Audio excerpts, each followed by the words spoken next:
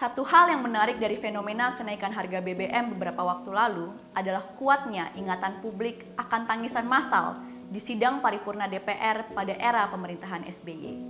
Waktu itu kasusnya serupa. SBY menaikkan harga BBM untuk kesekian kalinya. Puan Maharani adalah salah satu kader yang menangis kala itu. Beliau protes kenaikan harga BBM akan berdampak pada rakyat kecil. Tapi kalian tahu nggak sih, Mbak Puan itu bukan satu-satunya politisi yang pernah nangis loh. Banyak politisi papan atas lain yang melakukan hal serupa. Penasaran siapa aja mereka?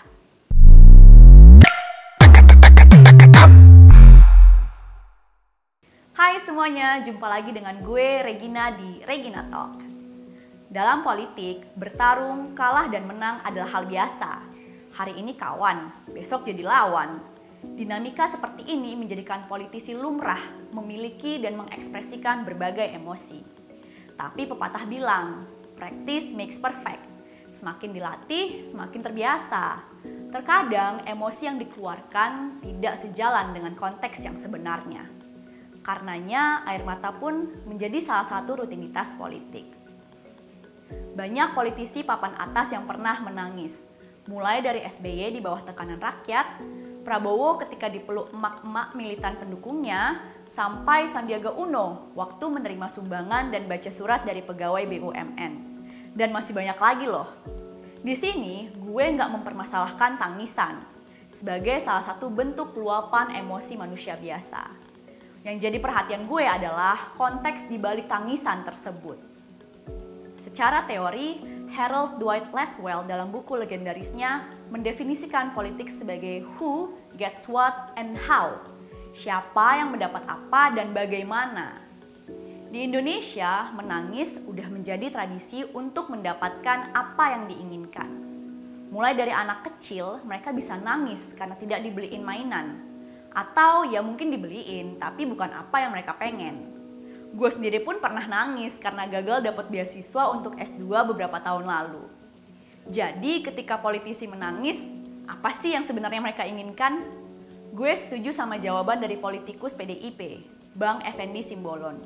Terkadang air mata itu diperlukan sebagai senjata politik untuk mendongkrak elektabilitas. Ratu Elizabeth II, figur pemimpin perempuan yang baru berpulang beberapa hari lalu, juga pernah berkata, "You have to be seen to be believed."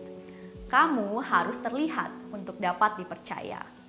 Dalam konteks ini, rakyat perlu melihat dengan mata kepala sendiri bahwa para wakilnya di politik sama menderitanya dengan mereka. Dengan air mata yang bercucuran akan timbul rasa relevansi dan kedekatan emosional. Ini yang kemudian akan mendorong mereka untuk percaya dan memilih politisi tersebut. Pada akhirnya menurut gue, menangis itu justru awal dari karir politik. Tanda jadi seorang politisi yang siap bertarung, kalah dan menang. Ken Livingstone di The Guardian juga pernah mengatakan bahwa air mata politik yang paling menguntungkan adalah yang ditumpahkan ketika seorang politisi dihadapkan pada tragedi yang bukan kematian karir mereka sendiri. Justru gue akan khawatir kalau para politisi ini malah diam dan gak menangis. Segini dulu Regina Talk kali ini. Jangan lupa like, komen, subscribe channel Geolife dan juga share video ini kalau dianggap bermanfaat. Sampai ketemu di Regina Talk episode selanjutnya. Bye-bye!